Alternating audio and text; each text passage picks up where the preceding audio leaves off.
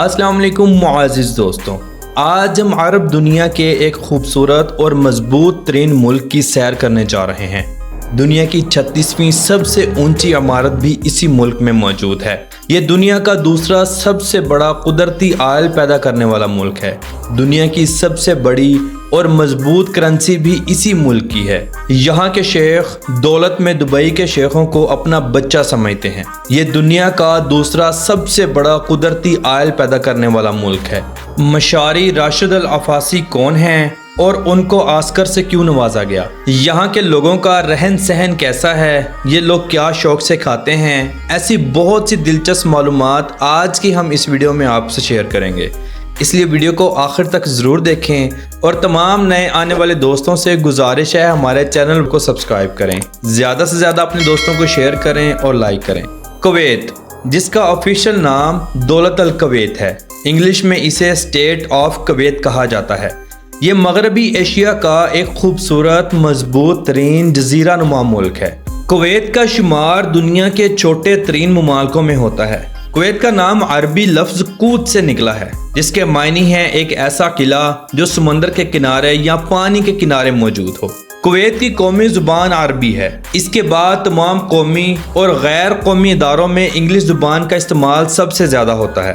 ان کے علاوہ اردو، ہندی، بنگالی، ملیالم، مراٹھی، ترکش، آذری، سری لنکن، نیپالی، فارسی اور ان کے علاوہ 20 سے زائد زبانیں بولی جاتی ہیں۔ کویت کو ریاستی اور انتظامی امور کے لحاظ سے 6 صوبوں میں تقسیم کیا گیا ہے۔ کویت کا کل رقبہ 17,818 مربع کلومیٹر ہے اور یہ دنیا کا 152واں بڑا ملک ہے۔ اس کی سرحدیں ان ممالکوں سے ملتی ہیں۔ اس کے جنوب میں سعودی عرب، شمال میں عراق اور شمال مغرب میں خلیج فارس۔ معزز دوستوں، کویت کا دارالحکومت کویت سٹی ہے، جو ملک کا عظیم ترین اور سب سے بڑا شہر ہے۔ یہ ملک کا ثقافتی، سیاسی اور اقتصادی مرکز ہے۔ اس شہر میں ملک کے تمام سرکاری دفاتر، کارپوریشنز اور بینکوں کے ہیڈ کوارٹرز موجود ہیں۔ یہ شہر اس کرۂ ارض پر اپنے درجہ حرارت کی وجہ سے گرم ترین شہر شمار ہوتا ہے۔ اس شہر کا درجہ حرارت 50 ڈگری سینٹی گریڈ تک چلا جاتا ہے۔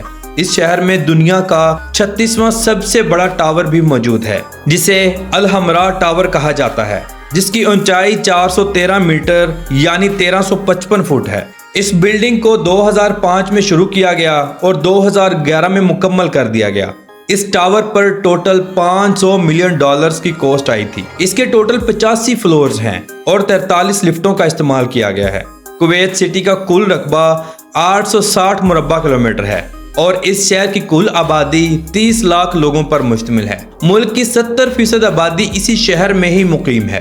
کویت میں ہر سال 50 لاکھ سے زائد ٹورسٹ حضرات آتے ہیں، جو ملک کی معیشت کا بہت بڑا سہارا ہے۔ ایک رپورٹ کے مطابق کویت میں 100 کے قریب مختلف نسلوں کے لوگ آباد ہیں۔ کویت نے 1961 میں برطانیہ سے آزادی حاصل کی۔ کویتی اپنا آزادی کا دن بہت جوش و خروش سے مناتے ہیں۔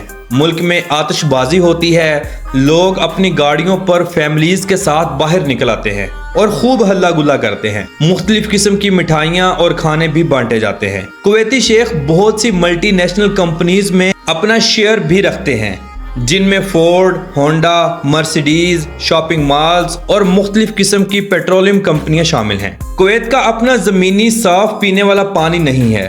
یہ ملک سمندر کے پانی کو ری سائیکل کر کے پینے کے قابل بناتا ہے اور دوسری ضروریات زندگی کے قابل بناتا ہے۔ زمینی پانی نہ ہونے کی وجہ سے ملک میں آج تک پینے کے پانی کا بحران نہیں ہوا۔ کویت میں بادشاہی نظام قائم ہے۔ 1962 کے آئین کے مطابق ملک میں شیخ مبارک السالم الصباح کی آل کی بادشاہت ہوگی۔ ملک کا بادشاہ ملک کے تمام بڑے اختیارات کو اپنے ہاتھ میں رکھتا ہے۔ کسی وزیر کو تبدیل کرنا، ملک کی ترقی کے بڑے بڑے فیصلے کرنا، وزیر اعظم کا انتخاب کرنا وغیرہ، یہ سب بادشاہ کے ہاتھ میں ہے۔ ملک کے موجودہ بادشاہ شیخ مشعل الاحمد الجابر الصباح ہیں۔ ہر عرب ملک کی طرح کویت کی بھی اپنی ثقافت ہے، جو دوسرے عربوں سے ملتی جلتی ہے۔ بے شک یہ ایک فاسٹ اور جدید ملک ہے، لیکن لوگ اپنی ثقافت اور پرانی روایتوں کو نہیں بھولتے۔ قندورہ پہنتے ہیں، سر پر رومال اور گاترا رکھتے ہیں، نیچے کھلی عربی چپل پہنتے ہیں۔ ان کی مجلسوں میں نیچے قالین بچھا ہوتا ہے۔ مجلس کی دیواروں کے ساتھ ساتھ نرم صوفہ گدیوں کا استعمال کیا جاتا ہے تاکہ آرام سے بیٹھ سکیں۔ مجلسوں میں عربی قہوہ اور گہوہ دونوں موجود ہوتے ہیں، ساتھ میں کھجوریں اور خشک میوہ جات سال کے 12 مہینے اور 365 دن موجود ہوتے ہیں جو آنے والے مہمانوں کو سرو کیے جاتے ہیں۔ کویت تیل کی دریافت سے پہلے کشتی رانی بنایا کرتا تھا اور فروخت کیا کرتا تھا۔ یہاں کی یہ صنعت آج بھی دنیا میں مشہور ہے۔ یہاں کی بنائی گئی کشتیاں انتہائی مضبوط اور مشہور ہیں۔ کویتی لوگ بھی سمندر سے قیمتی موتی نکالتے تھے، پھر ان کو فروخت کیا کرتے تھے۔ موتیوں کے ویپاریوں کو تواشین کے نام سے جانا جاتا تھا۔ کویت کی سرزمین پر پیدا ہونے والی دنیا کی ہر دل عزیز شخصیت کویت یونیورسٹی المدینہ سے تعلیم حاصل کرنے والے اور گرینڈ ماسک آف کویت کے امام مشاری راشد العفاسی ہیں۔ ان کو عرب کی خوبصورت ترین آواز کا آسکر بھی دیا گیا۔ ان کی تلاوت کو پوری دنیا میں سب سے زیادہ سوشل میڈیا پر سرچ کیا جاتا ہے۔ ان کی آواز میں قرآن مجید کی تلاوت کانوں میں رس گھولتی ہے اور سینہ منور ہوتا ہے۔ اللہ تعالیٰ ان اسلام کے عظیم انسان کو صحت والی زندگی عطا فرمائے۔ ہماری دعائیں ہمیشہ آپ کے ساتھ ہیں۔ کویت کی کل آبادی 42,94,621 لوگوں پر مشتمل ہے۔ آبادی کے لحاظ سے دنیا کا 137واں بڑا ملک ہے۔ یہاں 1 کلومیٹر کے اندر 200.2 لوگ آباد ہیں۔ ملک میں جو جس طرح رہنا چاہے رہ سکتا ہے، کوئی ممانعت نہیں۔ ہر شہری کو آزادی حاصل ہے لیکن قانون کی خلاف ورزی کیے بغیر۔ کویت کا قومی مذہب اسلام ہے جو کل آبادی کا 76.7% ہے۔ 17.3% کرسچن اور باقی 6% لوگ دوسرے مذہبوں سے تعلق رکھتے ہیں۔ کویت یونیورسٹی کویت کی واحد یونیورسٹی ہے جو 1966 میں قائم کی گئی۔ کویت کی سب سے لمبی زمینی سرحد عراق کے ساتھ 254 کلومیٹر لگتی ہے۔ 500 کلومیٹر ساحل سمندر بھی لگتا ہے۔ طویل ساحل سمندر ہونے کی وجہ سے ہر سال طوفانی بارشوں کے سلسلے کا خدشہ رہتا ہے۔ محترم ناظرین، کویت میں شادیاں آج بھی پرانی عرب ثقافت اور رسم و رواج کو مد نظر رکھ کر کی جاتی ہیں۔ اسلام کی خوبصورتی نمایاں نظر آتی ہے۔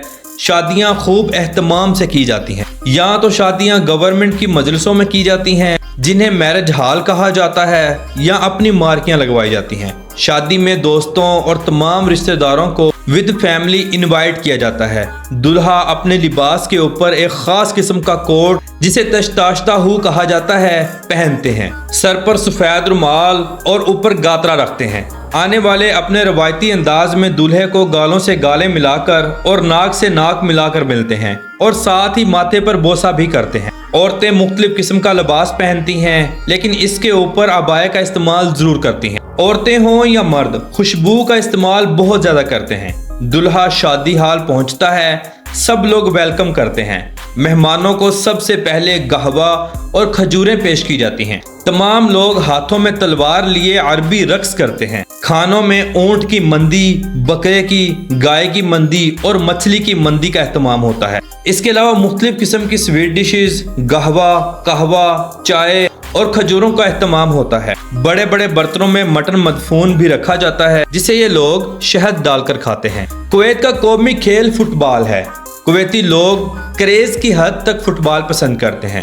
اس کے علاوہ اونٹوں کی ریس اور گھوڑوں کی ریس بہت شوق سے کھیلی جاتی ہے۔ محترم ناظرین، آپ کو بتاتا چلوں، کویتی شیخ اتنے امیر ہیں کہ ہر سال اپنے اونٹوں اور گھوڑوں پر لاکھوں ڈالرز کی انویسٹمنٹ کرتے ہیں۔ اونٹوں کی ریس کے دوران بہت بڑے بڑے جوئے لگائے جاتے ہیں۔ دنیا کے بڑے بڑے امیر لوگ شرکت کرتے ہیں۔ کویت میں چلنے والی کرنسی کویتی دینار ہے۔ ایک دینار پاکستانی 907.28 روپوں کے برابر اور انڈین 269.32 روپوں کے برابر ہے۔ کویت کی آمدنی کا سب سے بڑا ذریعہ تیل ہے۔ فروری 1938 میں پہلی بار تیل کو برقان کی ریتلی زمین میں دریافت کیا گیا۔ یہ دنیا کا دوسرا سب سے بڑا خطہ ہے جہاں قدرتی تیل کی وافر مقدار موجود ہے۔ پیٹرول کے بعد قدرتی گیس ملکی معیشت کو بہت مضبوط بناتی ہے۔ 2023 کے مطابق کویت کا سالانہ GDP 256.593 بلین ڈالرز ہے اور یہاں کے لوگوں کی فی کس آمدنی 51,764 ڈالرز ہیں، جو پاکستانی 1,44,58,425 روپوں کے برابر اور انڈین 42,99,462 روپوں کے برابر ہے۔ مضبوط معیشت کے لحاظ سے دنیا کے 65ویں اور مضبوط فی کس آمدنی کے لحاظ سے دنیا کے 30ویں نمبر پر آتا ہے۔ کویت کا قومی جانور اونٹ ہے اور قومی پرندہ باز ہے۔ یہاں لاکھوں نہیں بلکہ کروڑوں کے باز موجود ہیں۔ یہاں کے شیخ باز کو شوق سے پالتے ہیں اور پھر ان سے شکار کرواتے ہیں۔ ان کے کھانے پینے سے لے کر ڈاکٹرز تک مہیا کیے جاتے ہیں۔ دوسرے ملکوں میں ان کو لے جانے کے لیے اسپیشل فلائٹس کا انتظام کیا جاتا ہے۔ کویت ہر سال 60 ارب ڈالرز کا آئل اور فرٹیلائزر دنیا کو فروخت کرتا ہے اور 35 ارب ڈالرز کی اشیاء دنیا سے خریدتا ہے۔ کویت میں مچھلی کا کاروبار بہت زیادہ ہے۔ کویت اپنی مچھلی ہمسائے ممالکوں میں بھی ایکسپورٹ کرتا ہے۔ کویت میں شادی کے تمام اخراجات دلہا اٹھاتا ہے۔ لڑکی کی ایک مخصوص رقم لڑکے والے لڑکی کو ادا کرتے ہیں۔ یہ پیسے پاس رکھ لے یا اپنے ماں باپ کو دے دے۔ کویت میں ایک سے زائد شادیاں کرنا عام سی بات ہے۔ نکاح کے بعد لڑکا دلہن کو لے کر اپنے علیحدہ گھر میں رہتا ہے۔ کویت ٹائم کے لحاظ سے پاکستان سے 2 گھنٹے اور انڈیا سے 2.5 گھنٹے پیچھے ہے۔ کویت کا کالنگ کوڈ +965 ہے اور انٹرنیٹ ڈومین نیم .kw ہے۔ کویت میں ہوٹلز اور ریسٹورنٹس کا بہت زیادہ کام ہے۔ یہاں کھانے اور رہائشیں مہنگی ہیں۔ عربی لوگ مندی، ہریسہ، مچھلی، اونٹ کا گوشت، شہد اور سی فوڈ بہت شوق سے کھاتے ہیں۔ محترم ناظرین، کویت میں شراب بنانے اور بیچنے پر پابندی عائد ہے۔ یہاں تو گورنمنٹ سے اجازت لے کر مکمل لائسنس ہولڈر ہوں تب ہی بیچ سکتے ہیں، وگرنہ نہیں۔ یہاں بھی بہت سے نائٹ کلبز موجود ہیں جو ملکی اور غیر ملکی لوگوں کا پسندیدہ مرکز ہیں۔ کویت میں بیلی ڈانس کو بہت زیادہ پسند کیا جاتا ہے۔ بیلی ڈانس کے لیے اسپیشل محفلیں جمائی جاتی ہیں۔ لوگوں کا ہجوم ہوتا ہے، رقص ہوتا ہے اور لوگ خوب انجوائے کرتے ہیں۔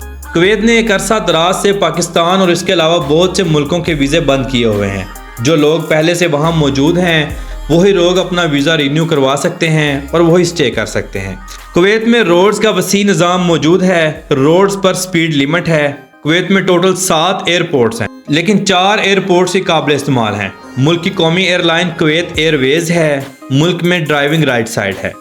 کویت میں عورتیں مردوں کی نسبت کم ہیں۔ لوگوں کی اوسط عمر 78 سال ہے۔ لوگ دیسی کھانے شوق سے کھاتے ہیں۔